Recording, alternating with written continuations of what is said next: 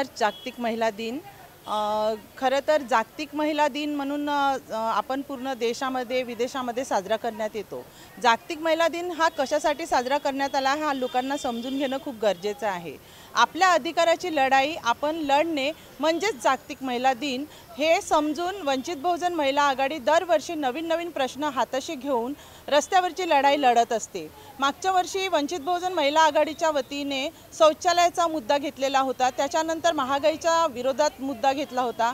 तर आज वंचित बहुजन महिला आघाडीने 8 मार्च याचं औचित्य साधून 7 तारखेलाच, कारण की महाशिवरात्री आलेली आहे म्हणून आज अगोदर घेतलेला आहे। खरं तर आपण बघत आहोत की शिक्षण म्हणजे ज्ञान, ज्ञान म्हणजे शक्ती।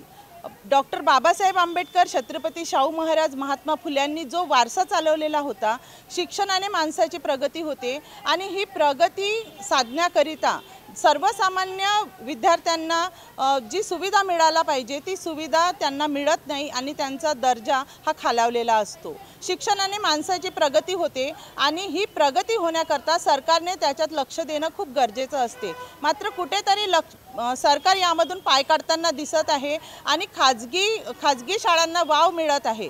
खाजगी शाळांना का बरं वाव मिळत आहे, पालकांचा कल का बरं तिकडे वळत आहे, याकडे सरकारने लक्ष केंद्रित करायला पाहिजे। मात्र तसे काही होताना आम्हाला दिसत नाही आहे।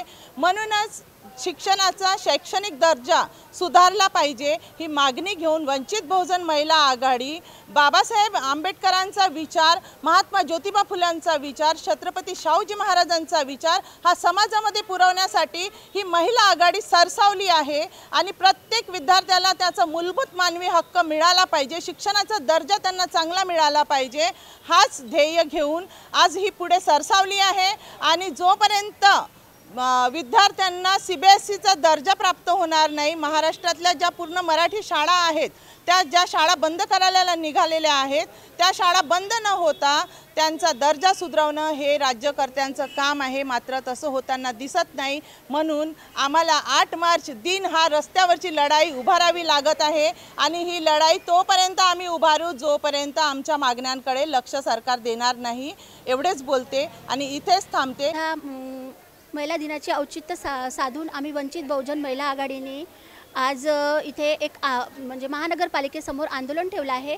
आमच्या मागण्या महानगरपालिकेला अशा आहेत की महानगरपालिकेअंतर्गत येणाऱ्या ज्या शाळा आहेत त्यांना CBSEचा दर्जा द्यावा आणि मुलींना सॅनिटरी पॅड फ्री मिळावे, जे मुलांना शाळेमध्ये पाणी मिळते ते स्वच्छ मिळावे, अशा मागण्या घेऊन आम्ही प्रत्येक वर्षी महिला दिन हा साजरा करत असतो। महिला दिन हा म्हणजे नाचून खेळून नाही तर आपल्या अधिकाराची लढाई लढून आम्ही महिला दिन प्रत्येक वर्षी साजरा करत असतो आणि महानगरपालिकेला आणि कलेक्टरला निवेदन देऊन आम्ही आपल्या अनेक मागण्यांची पूर्तता करतो।